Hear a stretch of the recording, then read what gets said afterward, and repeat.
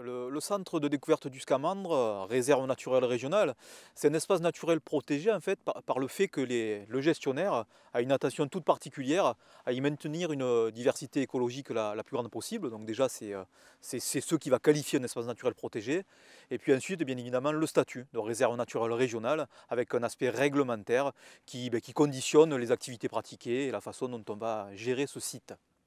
On va retrouver plusieurs statuts ou labellisations hein, sur le site du Scamandre ici.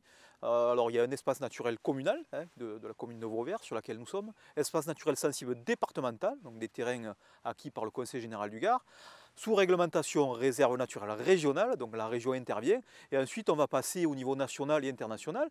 Donc on intervient sur un territoire du Natura 2000, du réseau Natura 2000, un réseau européen. Nous sommes également dans une réserve de biosphère, donc liée à l'UNESCO. Ramsar également, hein, site Ramsar, pour la protection des zones humides.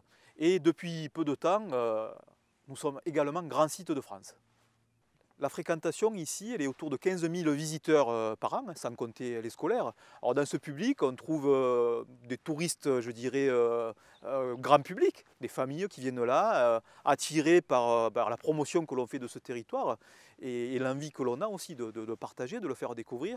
De plus en plus, des gens viennent à l'occasion des petites vacances de la région parisienne, pas forcément de très loin, on est à 3 heures de TGV de Paris. Donc on a ce public-là qui est très présent sur le territoire, également des Belges, Hollandais, donc les touristes étrangers, attirés par la découverte de la nature, c'est quelque chose qui est très important et qui attire beaucoup. Et puis également le public local, régional, qui s'approprient ce que l'on fait ici, qui viennent pour se rendre compte de ce qui est fait et apprécier cette nature qui leur appartient et qu'ils vont amener avec nous vers les générations futures. Ce que recherche le visiteur, bien sûr, souvent, c'est la rencontre avec les oiseaux en Camargue. C'est quelque chose qui motive beaucoup. Alors, ce qu'on essaie de nous expliquer, c'est que ça ne se fait pas sur commande. Hein. Donc, selon les saisons, on a plus ou moins de spectacles à découvrir. Au printemps, ici, le public est attiré par la zone de nidification, avec beaucoup de hérons arboricoles, les ibis falcinelles également, qui sont revenus sur ce site et sur le territoire. Ils avaient disparu pendant de longues années.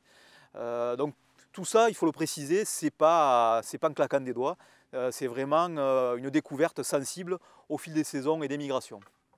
Alors, le métier d'animateur nature, bien sûr, c'est participer, accueillir du public, mais c'est aussi travailler à la conception d'équipements, à tout ce qu'on nomme l'interprétation hein, sur les espaces naturels protégés, pour que le visiteur puisse accéder, découvrir avec des outils.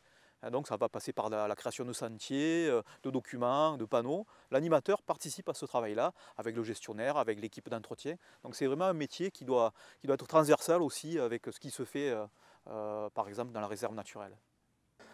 Ici on accueille jusqu'à 3000 élèves par an, donc ça va de la maternelle au lycéen.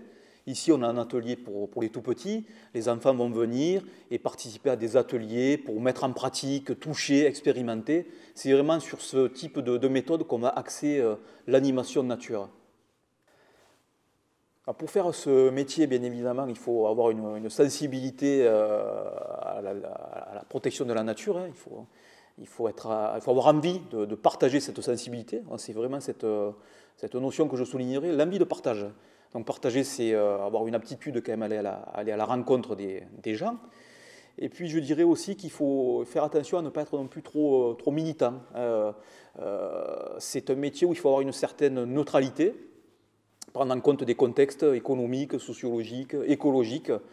Et on n'est pas là non plus, après ça peut dépendre aussi des établissements dans lesquels on travaille, hein, pour asséner des messages, des vérités toutes faites, mais bien pour participer à une éducation, moi je dirais une éducation populaire, mais qui amène les gens à se faire leur propre conception et à prendre part ensuite à la protection des milieux naturels. Les formations, en fait, il y avait le brevet d'état d'animateur technicien, BATEP, aujourd'hui le BPGEPS, qui amène à ce type de métier, les BTS, gestion et protection de la nature.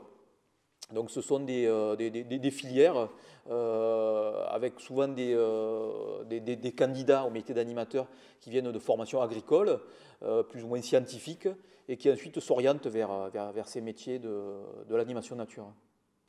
Pour ce qui est des thématiques recherchées, Donc bien sûr, souvent l'entrée, c'est la découverte de la faune, de la flore.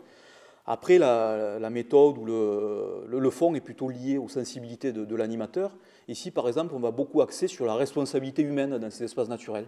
S'il y a une biodiversité importante, c'est aussi lié à des pratiques ancestrales pour certaines, qui ont permis de pérenniser des milieux naturels.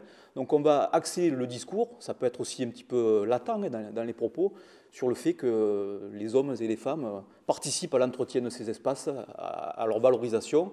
C'est ce qu'on essaie de faire toucher, même aux plus petits, en fait, cette notion de responsabilité qu'ils porteront eux-mêmes plus tard.